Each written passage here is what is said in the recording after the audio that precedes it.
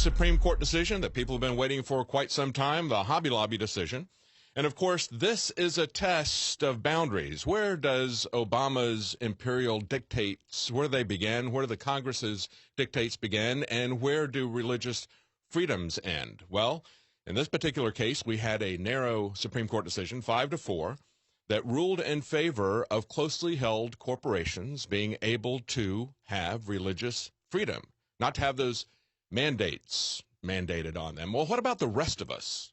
What about the rest of us who are being forced to buy policies that in many cases are far more than we need? For example, young men being forced to get maternity policies when they're single, that type of thing. Of course, this is a bill that was written by the insurance companies for the insurance companies' profits. It's been changed at will by Obama, and they tried to destroy this company, levying $1.3 million a day fines on them. I mean, that's even more than Hillary Clinton makes in a speech.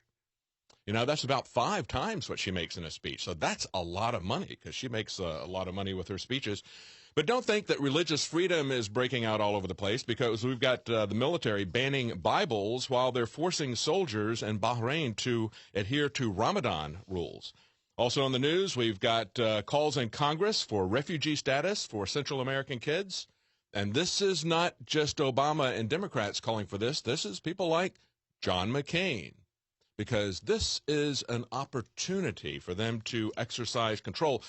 Understand that they're using children to take down the border, just like they use children to take down your individual rights to keep and bear arms, just like they use children for everything that they want to do. And, of course, they create a crisis, but they say it's not a crisis, it's an opportunity. Pelosi was at the border this last Saturday in Texas. She was giving a speech. She said that the border breach is an opportunity to serve God's children. Well, then why all the animosity if they're God's children? And, of course, they are. Why is there all this animosity towards people who don't want to kill them through abortion? Do you see the inherent conflictions there? And, of course, we've got a story up on InfoWars right now. FU, left-wingers want to burn down Hobby Lobby after a SCOTUS win. Certainly they don't see children as a gift from God created in his image, deserving of respect and dignity. Well, where is Nancy Pelosi when children are being fondled by the TSA in airports? What about their respect and dignity? Well, that's a different case, isn't it? Because that's against American citizens. That's not against illegal aliens. And then we have not only Pelosi seeing this as an opportunity, we also have a new House Majority Leader, the guy who replaced Eric Cantor. He's talking about the border security. He says, let's get the border secure, then we can legalize everybody. Okay, that's an opportunity to him. He calls it an opportunity. He says we have an opportunity to negotiate for the legalization of illegal immigrants. See, the problem with all this is, of course, they are deserving of respect, just as Americans should be deserving of respect.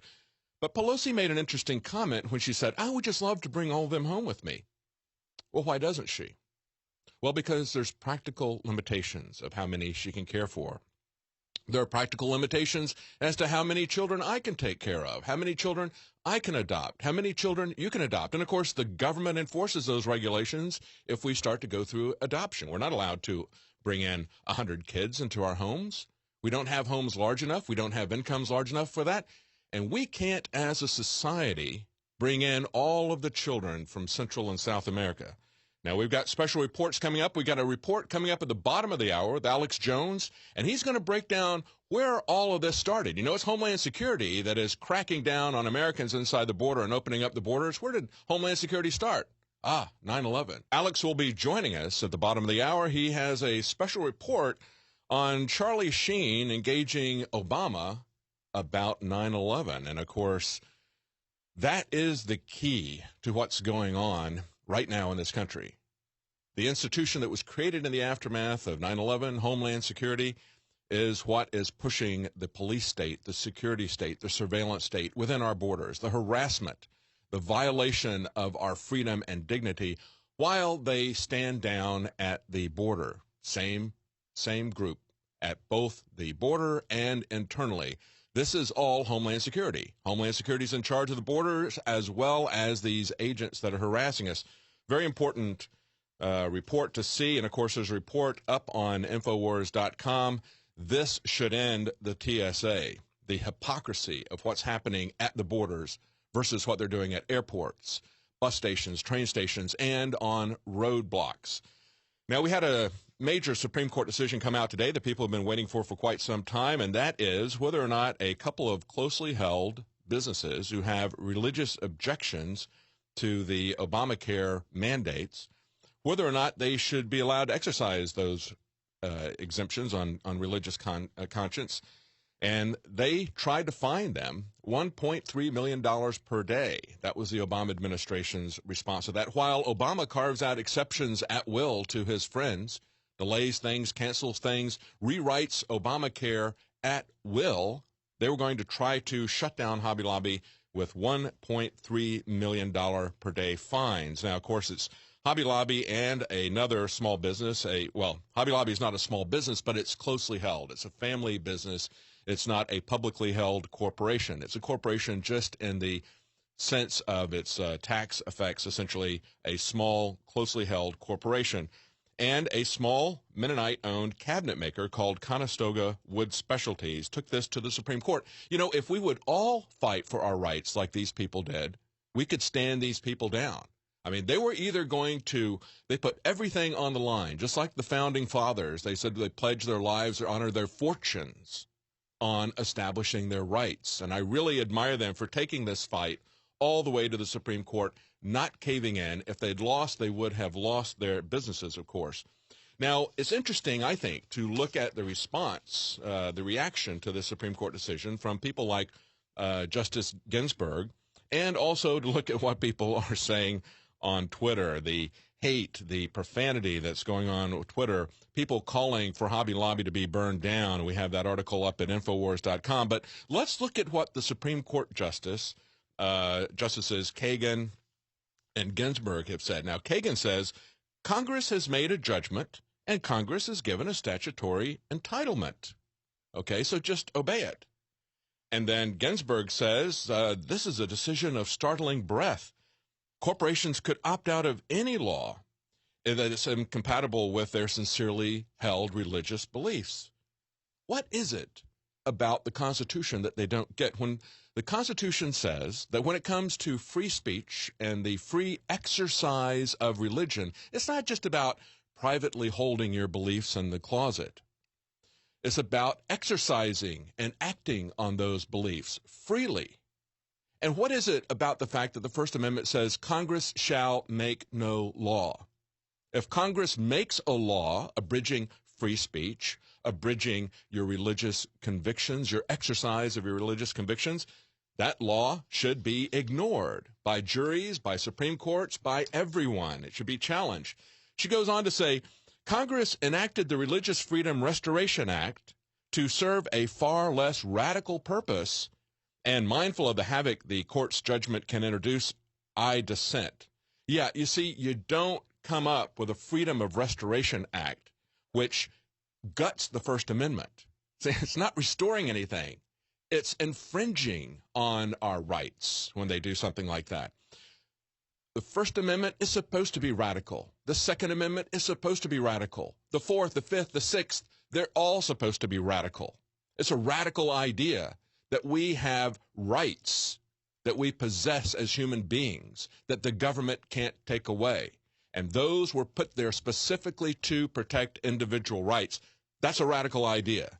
And we're not going to see it chipped away, infringed little by little.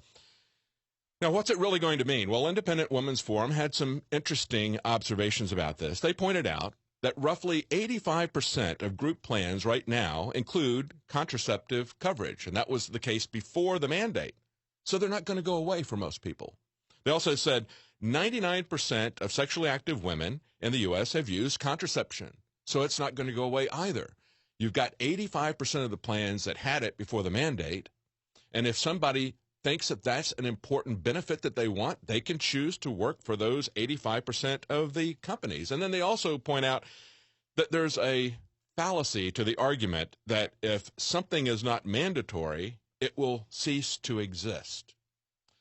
I remember when I grew up that we had these sayings, right? You don't hear them too much anymore. You're going to make a federal case out of that? There ought to be a law. We also had another saying that was, it's a free country, isn't it? Well, you know, we've been saying that there ought to be a law for everything, and we've been making a federal case out of everything for so long that I don't hear anybody saying it's a free country anymore. We inherently know that it's not a free country, and that's the reason why, because we've let them gut our individual rights, and we need to stop that. Now, just in case you think that religious freedom is breaking out all over, there's an article here from the Gateway Pundit. Military bans Bibles but forces soldiers to adhere to Ramadan rules, and that's in Bahrain. And this is a memo that was put out by Stars and Stripes. They said, U.S. personnel accustomed to drinking their coffee on the drive to work will have to put that habit on hold for about a month.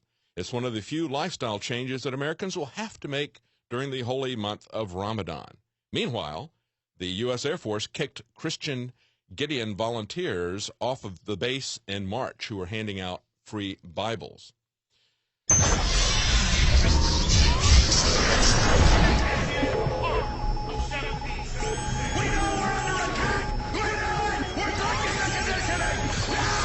From the water table to our soils to the atmosphere itself, our world is becoming more and more toxic each and every day. But it's not just the air outside that's toxic. Indoor air has been shown to have 2 to 5 times higher concentrations of pollutants than even outdoor air. And most Americans spend 90% of their time inside using toxic chemicals within their homes. There are more than 42 million smokers in the United States. Well over 1,000 types of mold and mildew linked to numerous conditions. And don't forget the fact that 6 million Americans live with pets they're allergic to as well. When I began to research these statistics, it was clear to me it was time to start cleansing my lungs in order to combat the toxic environment that we cannot escape but that we can fight back against. Made with organic and wild cultivated herbs and manufactured in the USA, the new InfoWars Life Lung Cleanse is here in a convenient spray bottle that can be brought with you throughout any toxic environment. Now available exclusively at InfoWarsLife.com or by calling toll-free 888-253-3139.